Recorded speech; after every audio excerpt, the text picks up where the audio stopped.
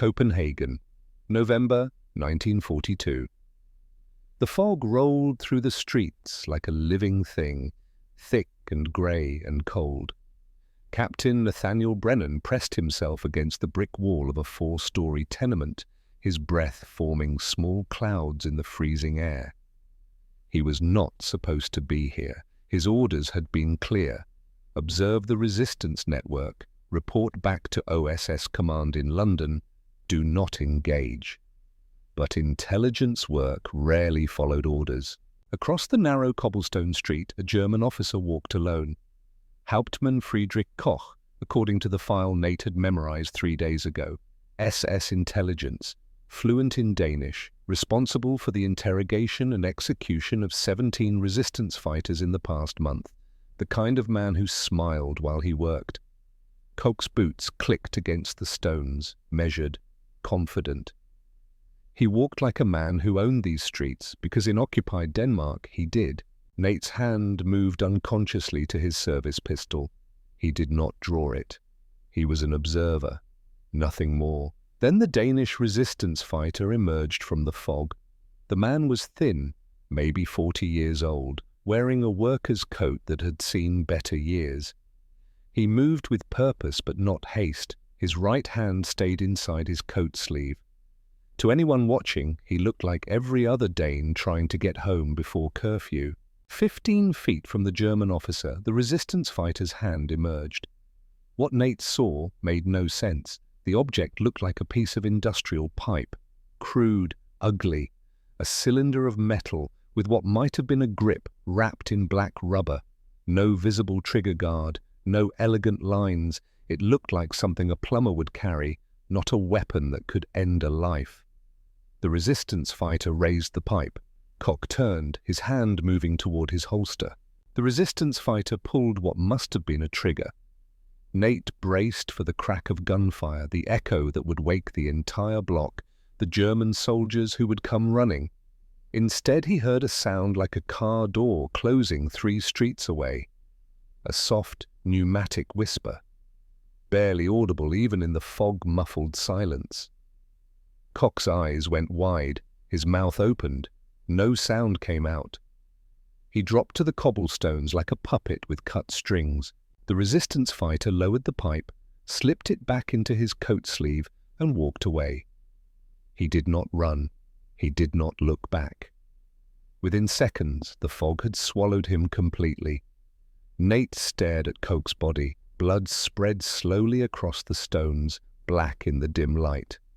The street remained silent. No shouting, no alarms, no boots running to investigate. A man had been killed with a firearm in the middle of occupied Copenhagen, and the only person who knew was Nate himself. What the hell was that weapon? 3 days later, Nate stood in a windowless office beneath the War Office in London. He had been ordered back immediately. No explanation, just a terse telegram. Return London, stop. Immediately stop. Bring all observational notes, stop. He assumed he was in trouble. Witnesses to unauthorized killings had a way of becoming complications. Complications had a way of disappearing. Major Hugh Ashford sat behind a desk that held exactly 3 items: a telephone, a manila folder, and a pipe he was not smoking. Ashford was 55, built like a rugby player gone slightly soft, with iron grey hair and eyes that had seen too much. He wore his uniform like a man who had earned every ribbon on his chest, including the ones he was not allowed to display. Nate stood at attention. He had been standing for 11 minutes. Ashford had not spoken.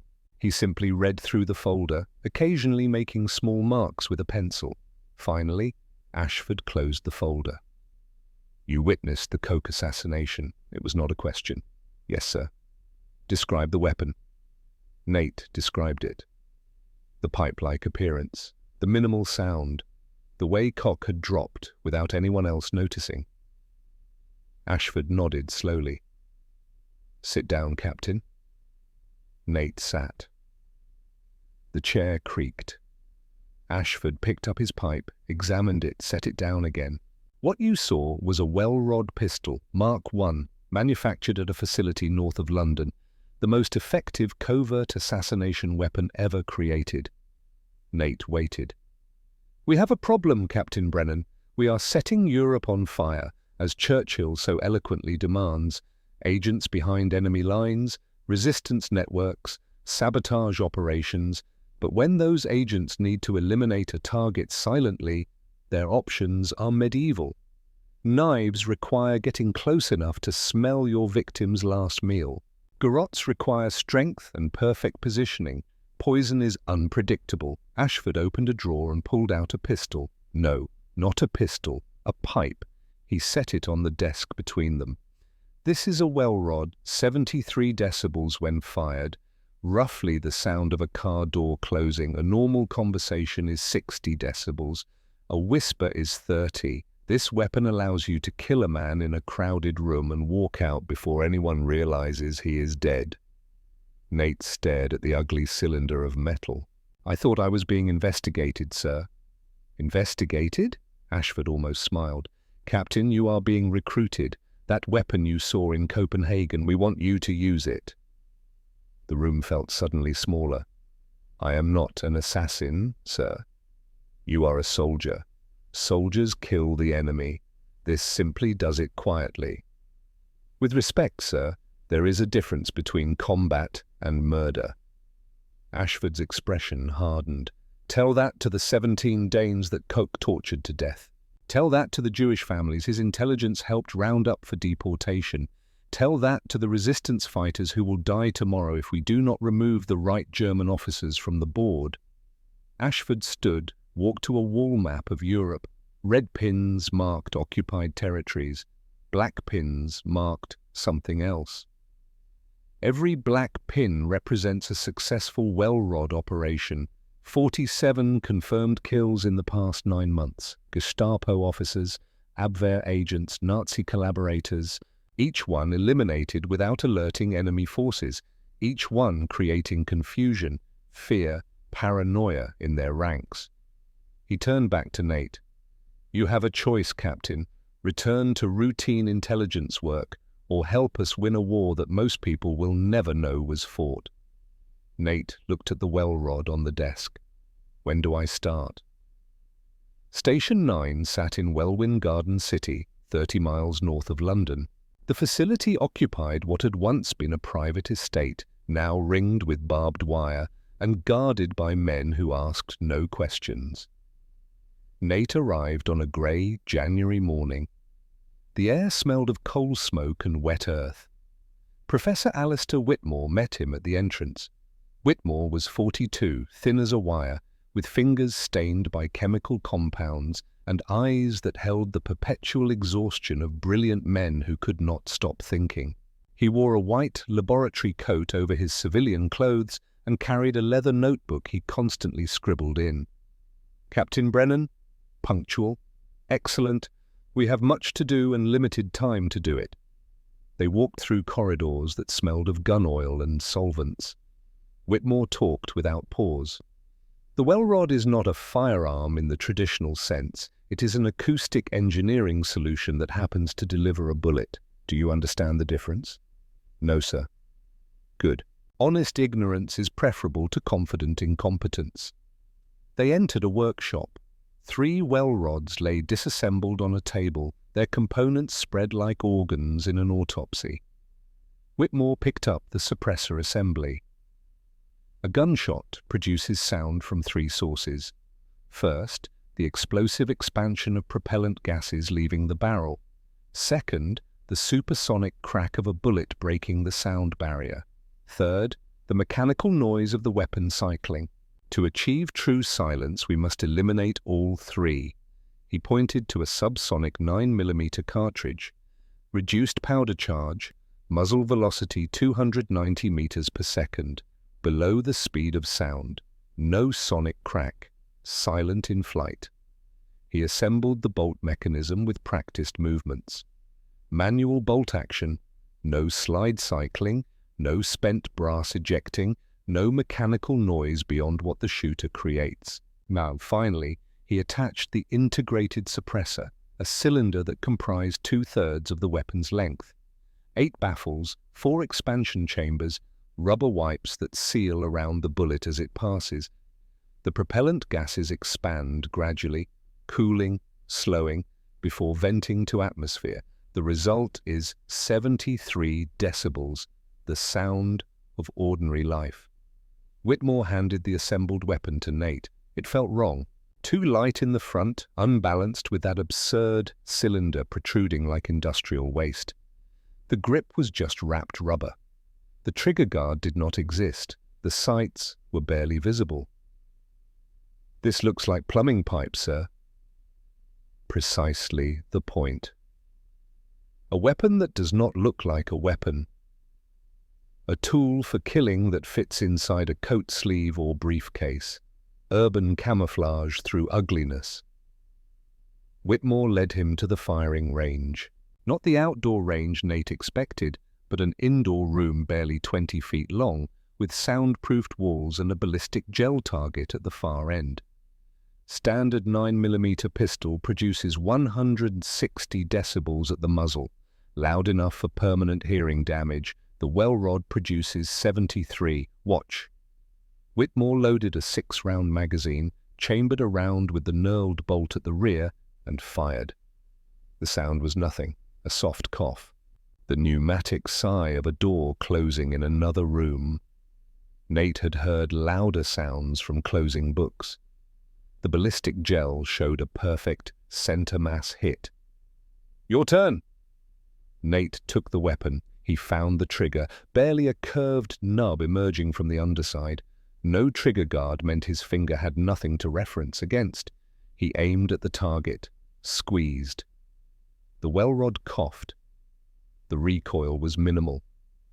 The bullet hit low and right. Sight alignment is different. The barrel sits lower than conventional pistols. You will adjust. Nate fired the remaining 5 rounds, each shot whisper quiet, each hit gradually improving. Whitmore replaced the magazine. Again, muscle memory requires repetition. They fired 300 rounds that first day.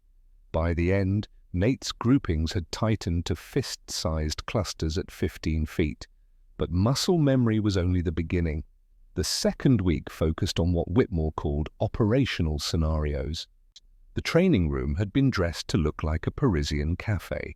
Tables, chairs, mannequins positioned as civilians. At the far end, a mannequin in a German uniform sat reading a newspaper. "Target is Gestapo liaison officer. 20 civilians in the room. You must eliminate the target and exit without alerting anyone."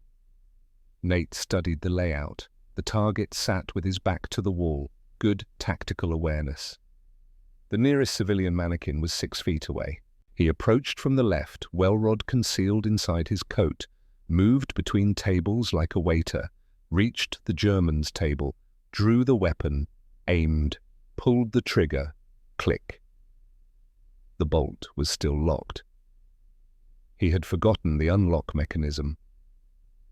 "You are dead," Whitmore said flatly. "The target has drawn his sidearm and killed you. 6 civilians are caught in the crossfire. The mission has failed catastrophically." Nate's hands shook with frustration. Again. They ran the scenario 11 times. He failed 9. The failures were different each time. Bolt locked, magazine not properly seated, trigger pulled with safety engaged, approach angle wrong, exit route blocked. Each failure dissected, analyzed, corrected. On the 12th attempt, Nate succeeded. Approach smooth, bolt unlock, draw clean, fire. The German mannequin's head snapped back from the impact. Exit through the rear door while civilian mannequins remained frozen in their conversations. 73 decibels, the sound of nothing at all. Whitmore made a note in his book. "Acceptable. Now do it 19 more times without error." The final test came on a Friday afternoon in late January. Major Ashford arrived with 20 SOE trainees, young men and women who would parachute into France, Belgium, Holland, Denmark. Saboteurs and radio operators and organizers of resistance. They filled the training room talking among themselves, nervous energy crackling through conversations. Nate stood against the back wall. The well rod hung in a shoulder holster under his coat. He knew what was coming. Whitmore had explained it that morning. Ashford called for attention. "Thank you all for coming. Today we are testing a new piece of equipment. Please continue your conversations. Act naturally. Ignore Captain Brennan." The trainees looked confused but obeyed. Conversations resumed. 20 people in a room discussing everything and nothing. Training protocols, the quality of the mess hall food, someone's upcoming birthday. Nate moved through the crowd. No one paid attention to a captain in uniform. He positioned himself near the center of the room. Drew the well rod. Aimed at a mannequin, dressed as a Gestapo officer, positioned in the corner, fired. 73 decibels. The conversations did not stop. Not one person turned to look. The trainee, standing 4 feet from Nate, continued explaining the proper way to encode a radio message. Another laughed at a joke Nate had not heard. The mannequin's head showed a neat hole where the subsonic 9mm had entered. Nate holstered the weapon and walked out. In the hallway, his hands were shaking. The night before deployment, Nate returned to the firing range alone.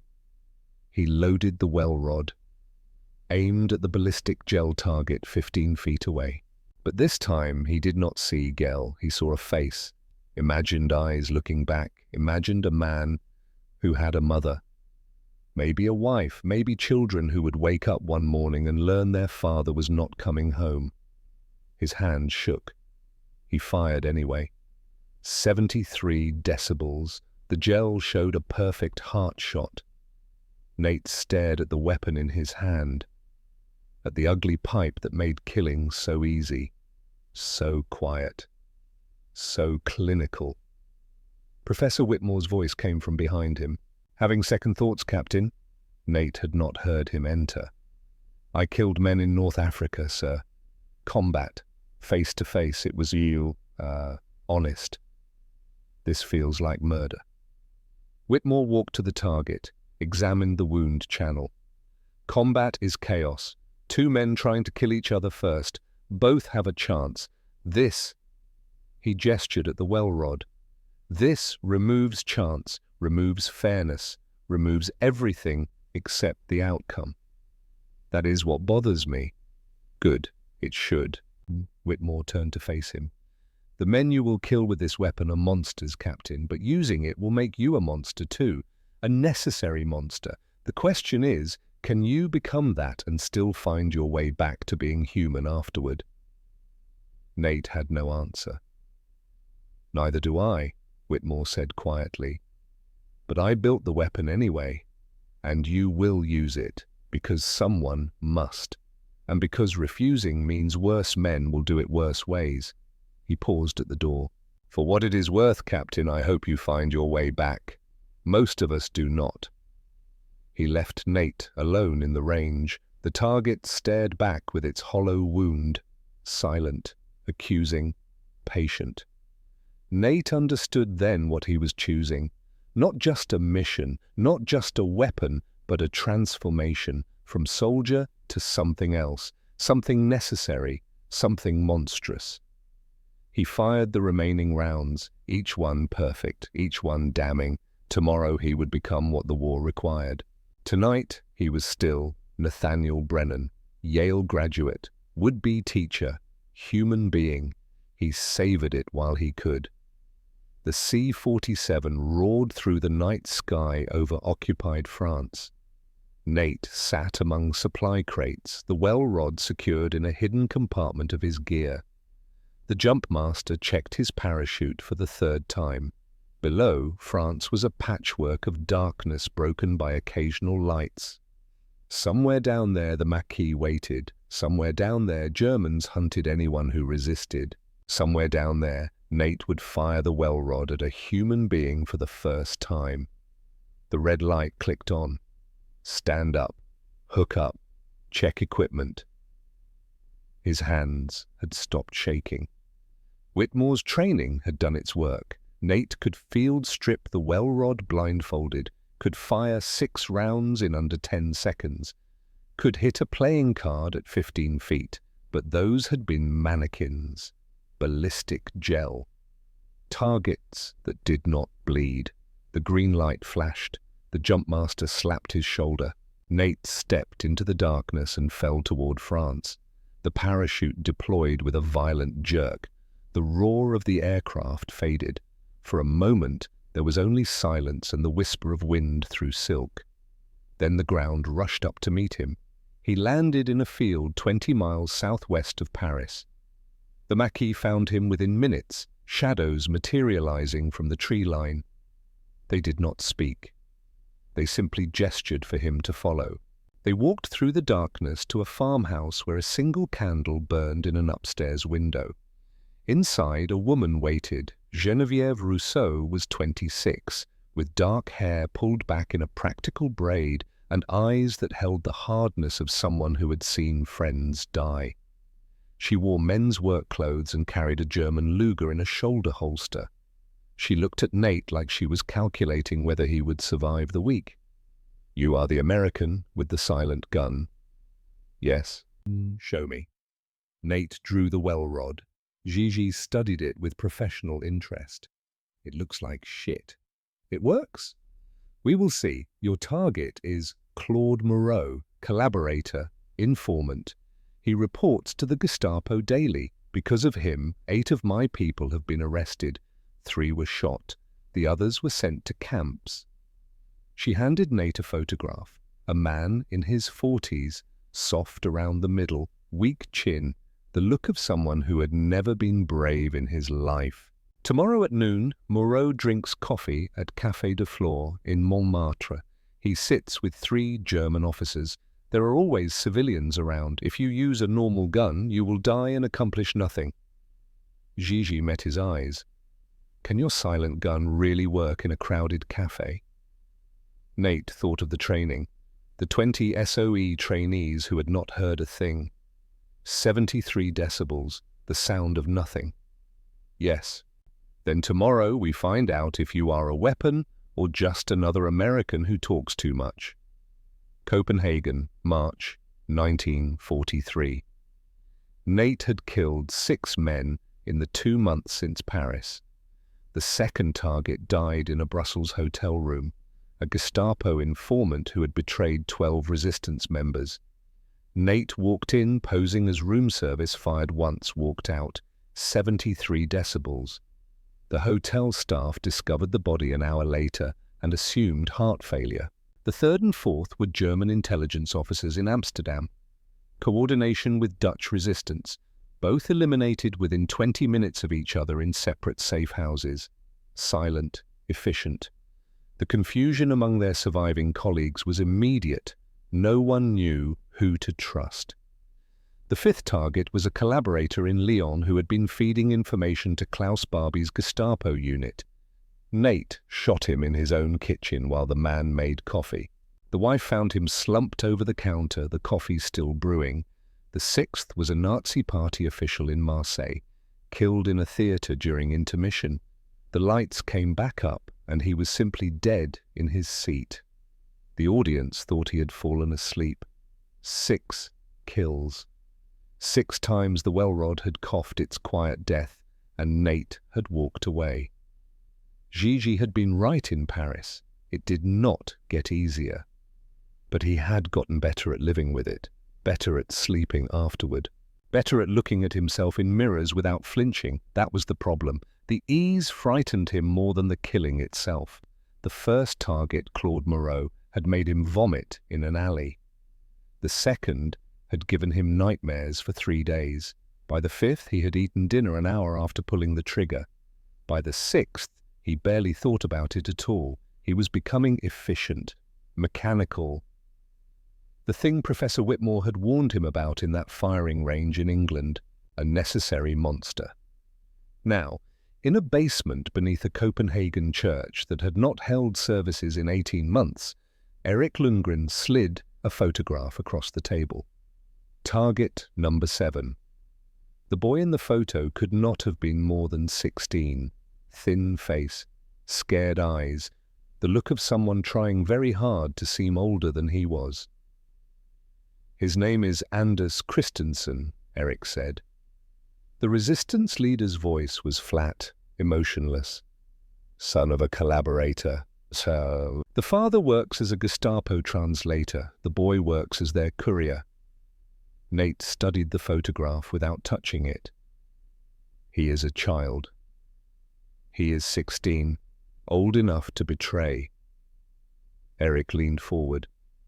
He has seen the faces of 12 resistance members. He knows 4 safe houses. 2 days ago he was present when the Gestapo raided an apartment. 3 of our people were arrested because this boy pointed at a door. Under orders from his father. Does it matter? Eric's eyes were hard, cold. My niece was 15 when they shot her in the street. Her crime was distributing pamphlets asking Danes to resist. This boy's crime is collaboration. Active collaboration.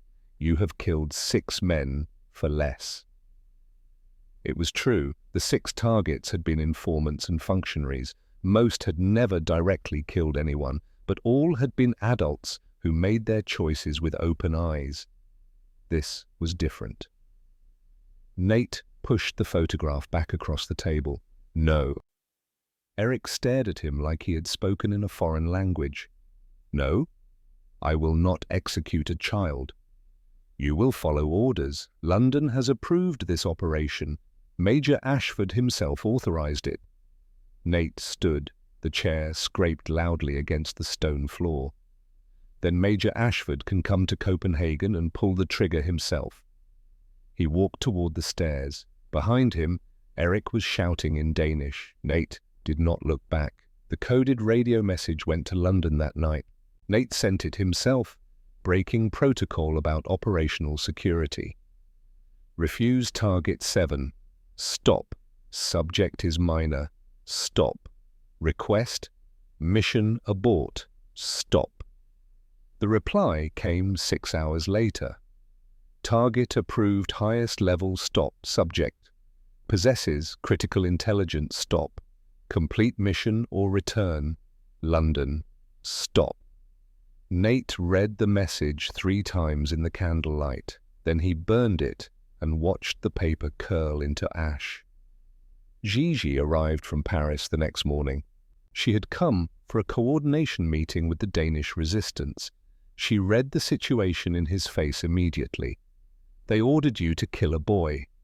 16 years old." She sat beside him in the cold safe house.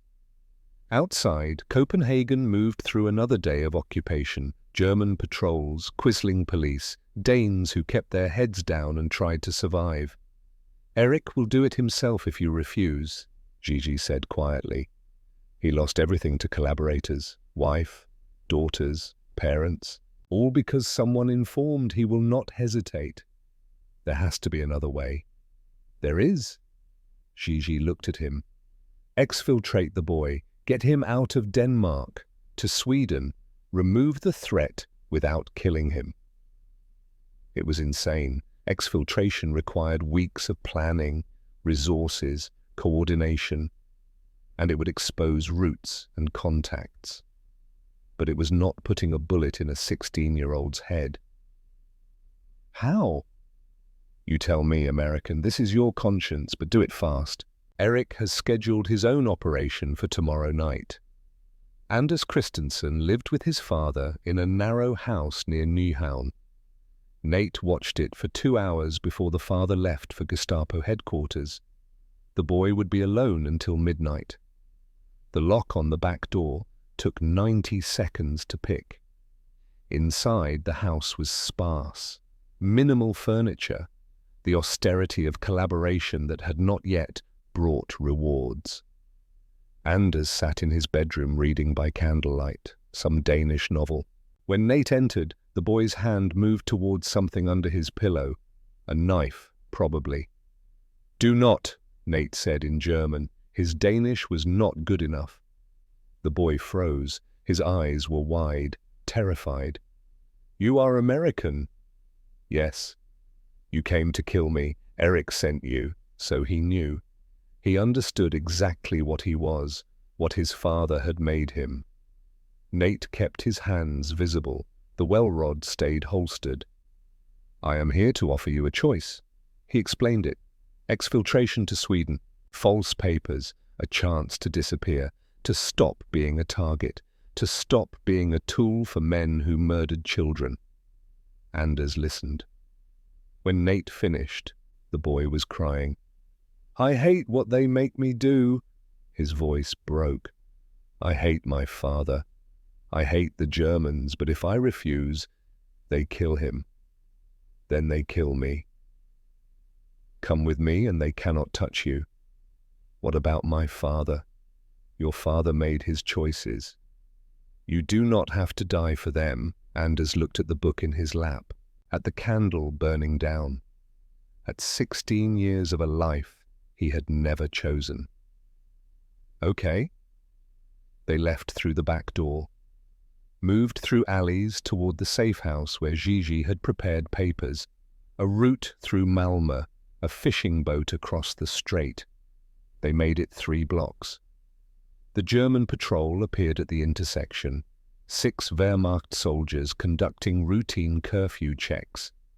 The patrol commander shouted in German, papers, identification. Why were they out after dark? Nate's hand moved to the well rod. 6 rounds in the magazine. 6 soldiers. In the dark, at close range, he could do it. Kill them all before they could raise an alarm. But not without Anders seeing. Not without making the boy watch him execute 6 men in rapid succession. Not without destroying whatever remained of the child's soul. Nate raised his hands, stepped forward, away from Anders. The Germans advanced. Rifles raised, the rifle shot came from a rooftop 3 buildings away, not the well rod's whisper.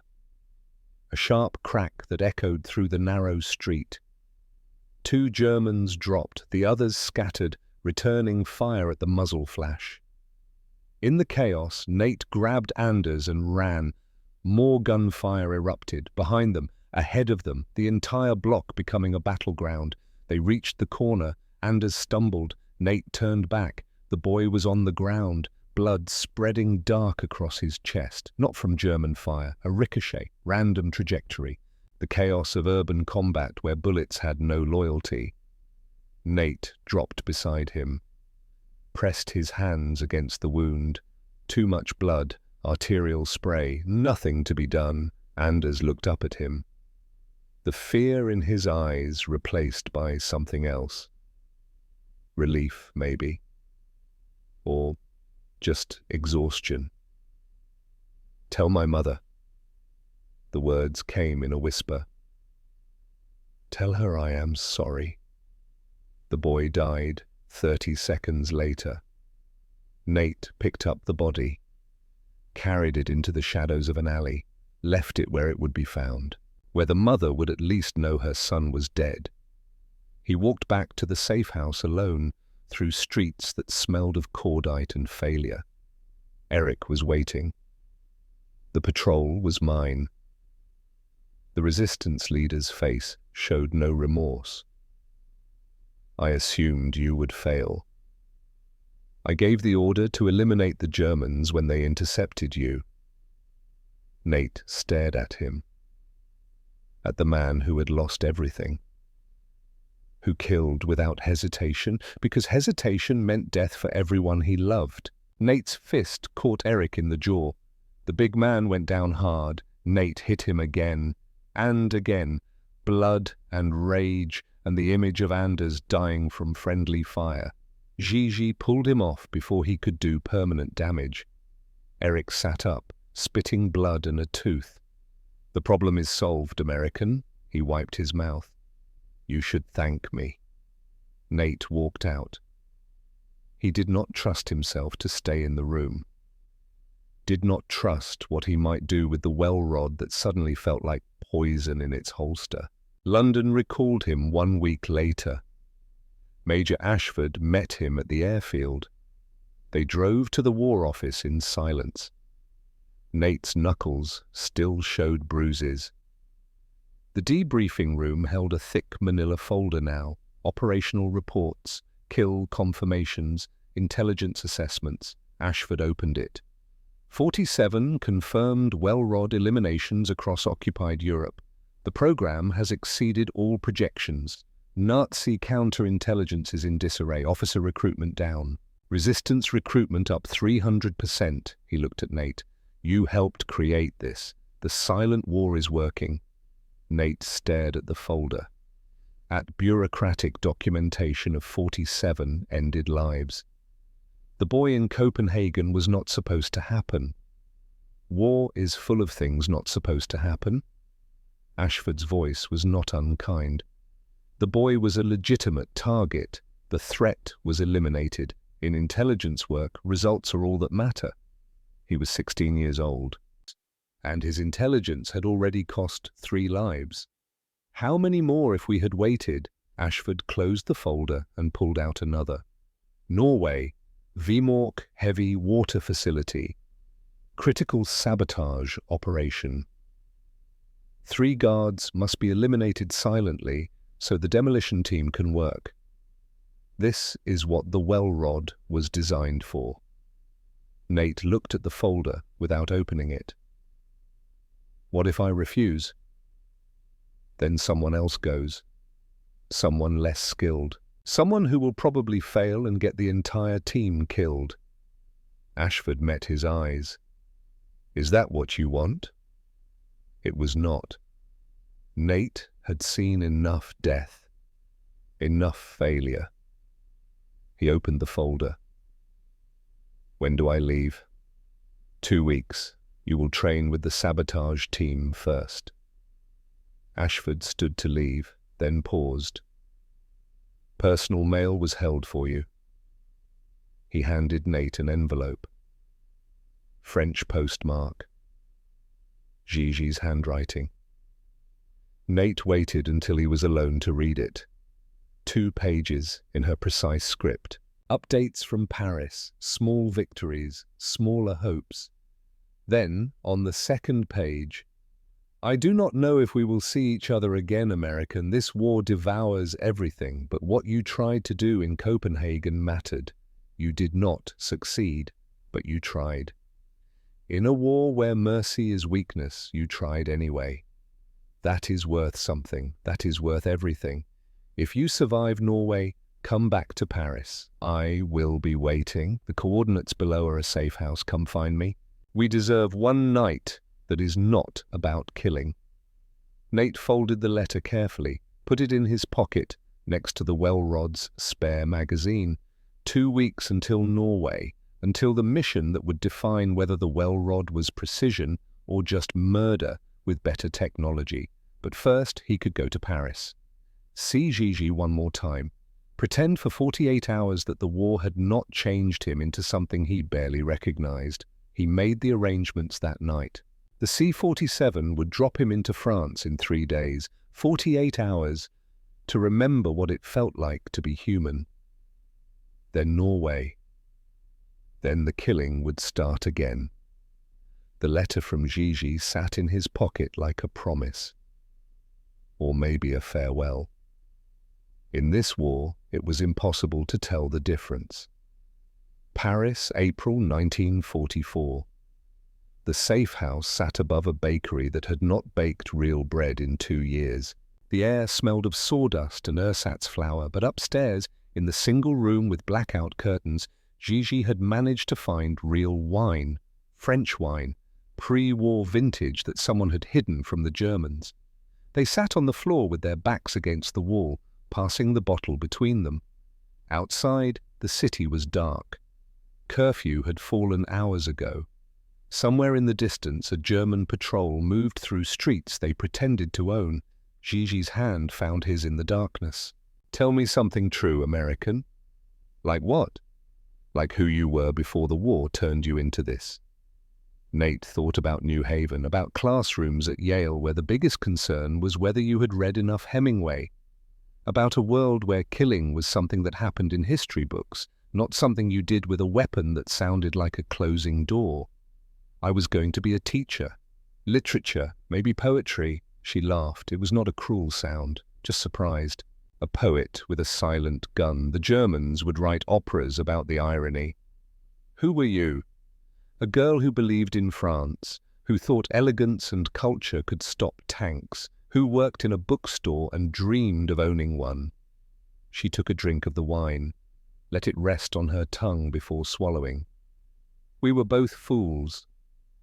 They made love slowly, carefully, like people who knew this might be the last time. When it was over, Gigi traced the scars on his chest. Training accidents, a knife fight in North Africa, the accumulated damage of a war that had been going on too long. Norway, she said. It was not a question. Yes? Heavy water. I have heard whispers. The atomic program. Then you know I cannot talk about it. I know you might not come back. Nate had no answer to that. The Norway operation was the most dangerous mission the Welrod would face. 3 guards.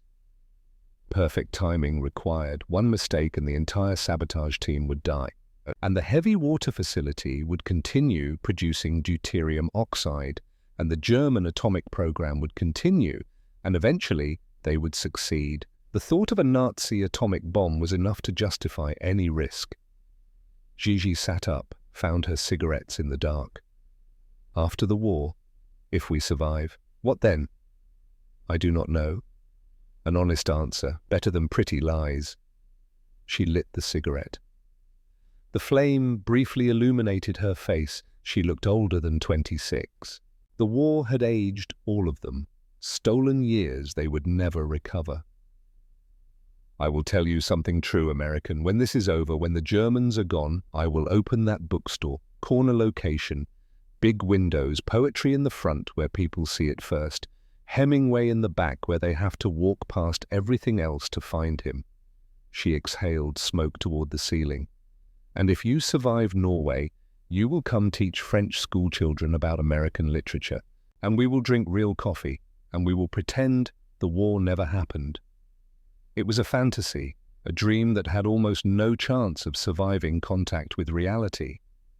People like them did not get happy endings. They got shallow graves or worse. But in that moment, in the darkness above a fake bakery in occupied Paris, it felt possible. Nate kissed her one more time. I will come back. Liar. But she smiled when she said it. Vemork, Norway, August 1944. The heavy water facility clung to the side of a gorge like something from a nightmare. Concrete and steel and searchlights that swept the darkness in mechanical patterns. The Germans knew what they had here, knew its value to the atomic program, protected it accordingly. The sabotage team was 12 strong, Norwegian commandos who knew these mountains the way other men knew their wives' faces. British demolitions experts who could calculate explosive yields in their sleep.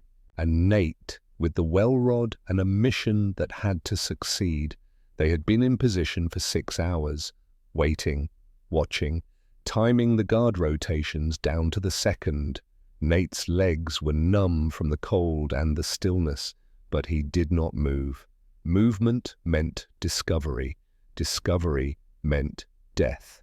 3 guards had to die, simultaneously, silently. If even one raised an alarm, 100 German soldiers would flood the facility within minutes. The sabotage team would be slaughtered.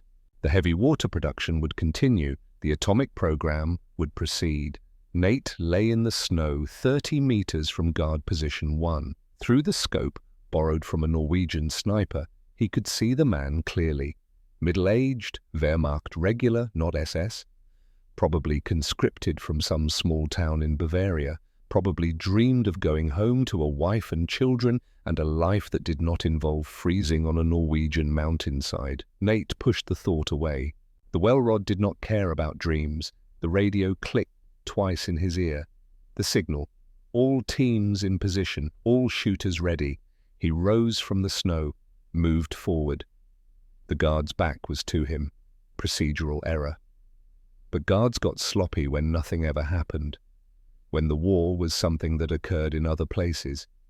10 meters, 5, 3, Nate raised the well rod, aimed at the base of the skull. The shot that guaranteed instant death, no pain, no awareness. Just the sudden transition from being to not being. He squeezed the trigger.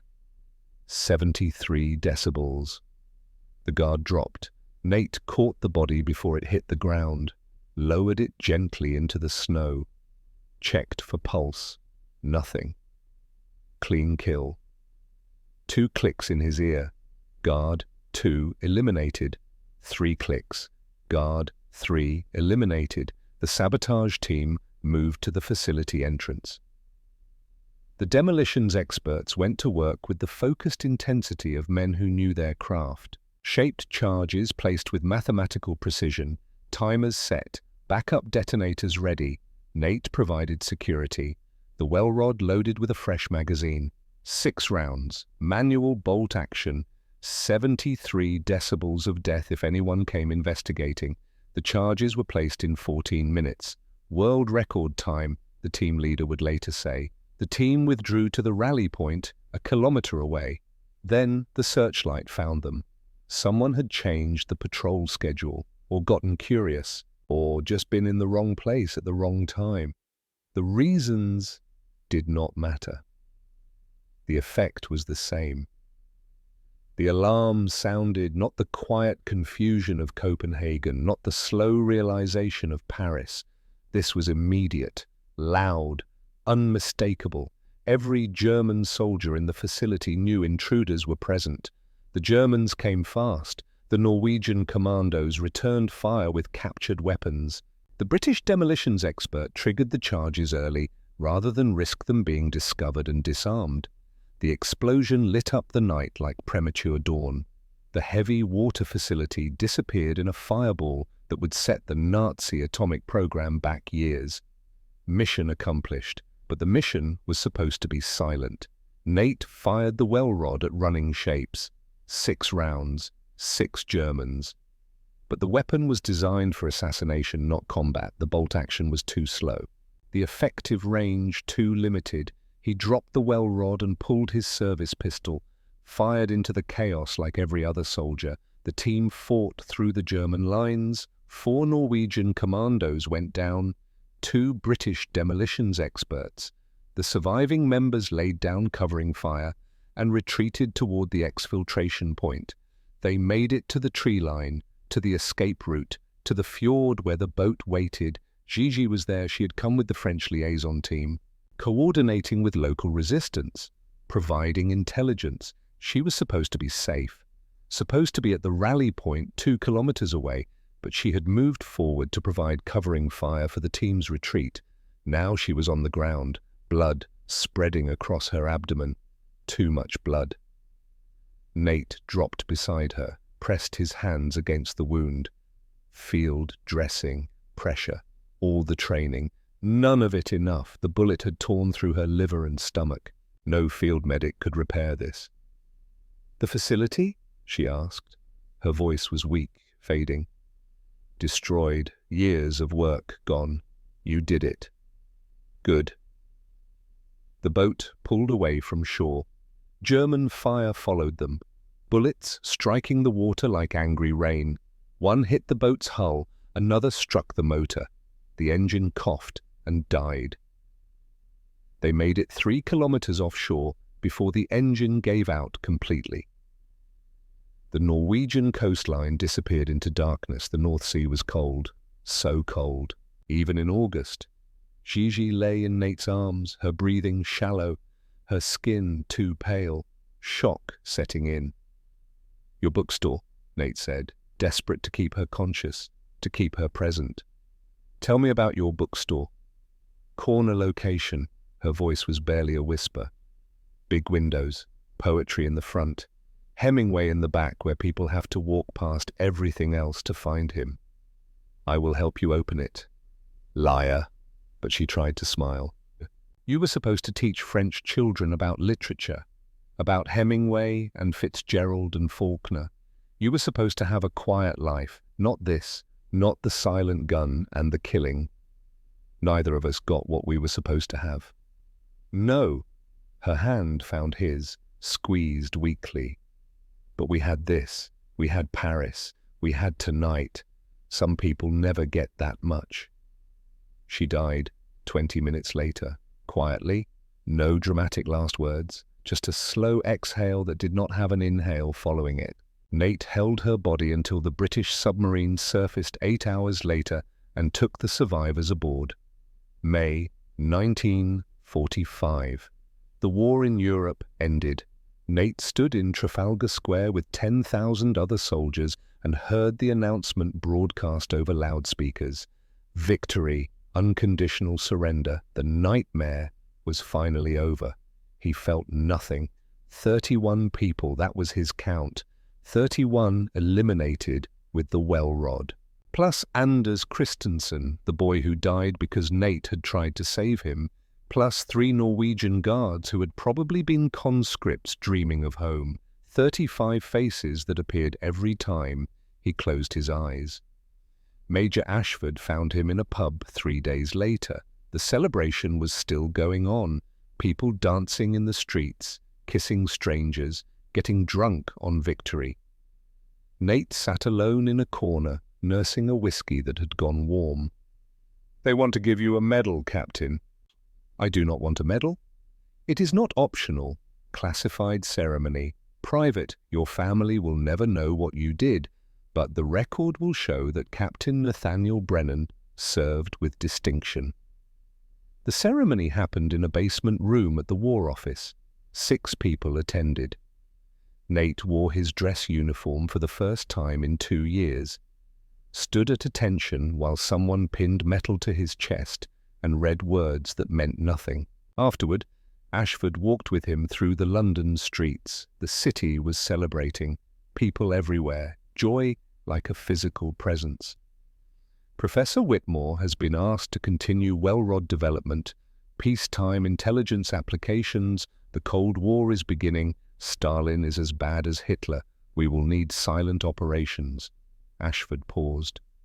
Whitmore refused, said some weapons should die with their wars, said he had enough ghosts already. He is right. Maybe. Ashford stopped walking. But the need for silent operations has not ended. The war with Germany is over. The war with the Soviets is just beginning. Different enemy, same methods. Find someone else. Ashford was quiet for a long moment. You are being discharged with honors, Captain. Full pension, veterans' benefits. You will go home to America and try to forget everything you did. Some nights you will succeed. It was not a question. Yes, sir. For what it is worth, you saved lives. The intelligence we gathered because of well-rod operations shortened the war. The sabotage at Vemork set their atomic program back so far they never recovered. You did what needed to be done. Nate looked at the older man, at the ribbons on his chest from the First War, at the weariness in his eyes from this one. Does it get easier, sir? Living with it? Ashford was quiet for a long moment. Around them, London celebrated victory. But in the space between 2 veterans, there was only silence. No, Captain, it does not get easier, but you learn to carry it. You learn to function despite it. You learn to look like a human being, even when you feel like a ghost. He put a hand on Nate's shoulder. And some mornings you wake up and forget for a few seconds what you did.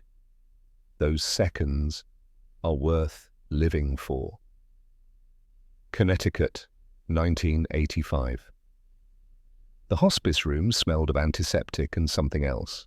The slow decay that came before the end. The smell of a body giving up its fight. Nathaniel Brennan lay in a bed that felt too large. Lung cancer. Stage 4. The doctors had given him 3 months. That had been 4 months ago. Nate had always been stubborn. He was 71 years old. He looked 90. The nurse was young, 25 maybe. Kind eyes, competent hands. She had found the deactivated well rod replica in his personal effects. while organizing his belongings for the inevitable. "What is this?" she asked, holding the ugly cylinder of metal. Nate looked at the weapon that had defined his war, at the pipe that made killing quiet. "A mistake. It looks old. World War II? "Yes." "Were you a soldier?" "Yes." She sat down in the visitor's chair. Her shift was ending, but she did not leave. Some patients got visitors, some got families. Nate got a nurse who was curious about an ugly piece of metal. "Will you tell me about it?" So Nate told her. Not everything. Not the faces that still appeared in dreams 40 years later. Not the sound that Anders Christensen made when he died. Not the weight of Gigi's body in his arms as the life left it. But enough. The well rod. The silent kills, the necessary evil. The price of making war quiet enough that civilians could sleep while monsters died in the dark. When he finished, the nurse was crying. "I am sorry," she said. "I should not have asked." "No, it is good. Someone should know. Someone should remember what we did, what we became." "Do you regret it?" Nate looked at the ceiling, at the fluorescent lights that hummed their quiet song, at the acoustic tiles that would be the last thing he saw before the cancer finished its work. Every single kill. Every single one. The German officers who tortured prisoners, the collaborators who betrayed resistance fighters, the guards at Wehrmacht who were just boys doing their duty, all of them. He paused, gathering strength for the rest. "And I would do every one again. That is the hell of it, you see. They were necessary, but necessary does not mean forgivable. Necessary does not mean clean. Necessary just means necessary." The nurse wiped her eyes. "You did what you had to do." "That is what they all say. Every soldier, every killer, every man who pulled a trigger and watched someone die. We did what we had to do." Nate closed his eyes. Tired, so tired.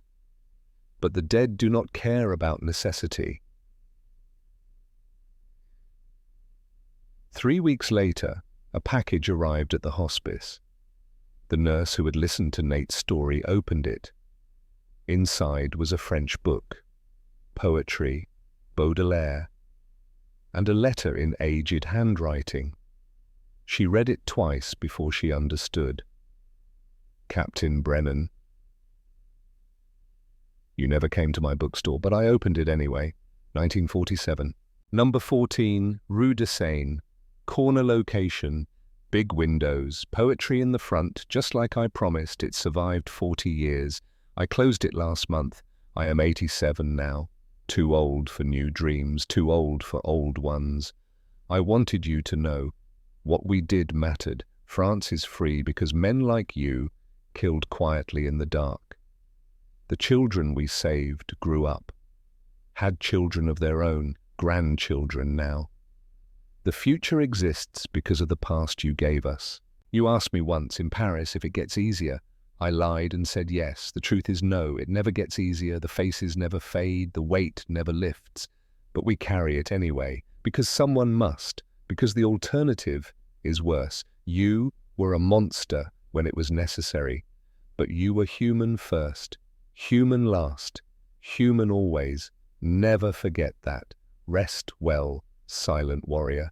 The bookstore is closed, but the poetry remains. And I kept one shelf in the back full of Hemingway. One, in case you ever came. You never did, but I waited anyway. Geneviève Rousseau. The nurse cried reading it. Nate had died 2 days earlier, quietly, alone, in his sleep. She placed the book on his grave at the funeral, beside the American flag and the well-rod replica. The poetry of a dead language, the weapon of a silent war, the memory of a man who became a monster so others could remain human. The funeral was small. A few veterans from the local VFW who barely knew him. distant cousins who remembered him vaguely from childhood, a flag-draped coffin, taps played badly by a high school student who had never heard a shot fired in anger. Major Hugh Ashford attended, 95 years old now, walking with a cane, wearing a suit instead of uniform because the uniform no longer fit, but still standing straight. He waited until the ceremony ended, until the others had drifted away toward their cars and their lives and their futures. Then he approached the coffin. From inside his coat he withdrew the deactivated well rod replica, the same one the nurse had found, the weapon that had started everything. He placed it gently on the coffin, atop the folded flag. Rest easy, silent warrior. The war is finally over. He saluted once, held it for a full minute, then turned and walked slowly through the cemetery, leaning heavily on his cane. Behind him, the well rod sat atop the American flag, ugly, functional. A piece of industrial pipe that changed how wars were fought, the weapon that killed 35 people without anyone hearing, the weapon that haunted one man for 40 years, the weapon that never missed, never jammed, never failed, except at the one job that mattered, letting the man who used it remain human. The documentary footage was modern, digital, shot at some classified training facility whose location would never be revealed. Special Forces operators moved through a kill house, suppressed pistols that looked nothing like the well rod but worked on the same principle. Subsonic ammunition, integrated suppressors, silent eliminations. The technology had improved, the suppressors were better, the pistols more reliable, the sound signature even quieter. But the principle remained the same. Make killing quiet enough that it can happen anywhere. Make death silent enough that witnesses do not realize they witnessed anything. The narrator's voice was professional, detached, the voice of someone who had never fired a weapon in anger. Modern covert operations owe a debt to World War II innovations. The well rod pistol, designed in 1942, pioneered techniques still used today: silent insertion, precise elimination, psychological warfare through uncertainty and fear. The footage showed operators firing. The sound was barely audible even in the recording. 75 decibels, maybe 80, close enough to 73. The soldiers who used these weapons rarely spoke of their experiences. Many took their stories to the grave, but their innovations live on. The silent war they pioneered never ended. The narrator paused. It simply evolved. The footage faded to black. In a cemetery in Connecticut, rain began to fall. The flag on Nathaniel Brennan's coffin darkened with water. The well rod replica sat undisturbed. The Baudelaire poetry book dissolved slowly in the rain. Somewhere in the world, someone was pulling a trigger on a suppressed weapon. The technology modern, the training sophisticated, but the principle identical to what Professor Alistair Whitmore had pioneered in 1942. 73 decibels, the sound of a car door closing, the sound of nothing at all, the sound of necessary evil that men like Nathaniel Brennan carried until it killed them decades after the war ended. The rain continued to fall, the war continued, the silence remained, and in the quiet between heartbeats, if you listened carefully, you could hear the ghosts of 35 people who died without making a sound. They were still there. They would always be there, waiting in the silence.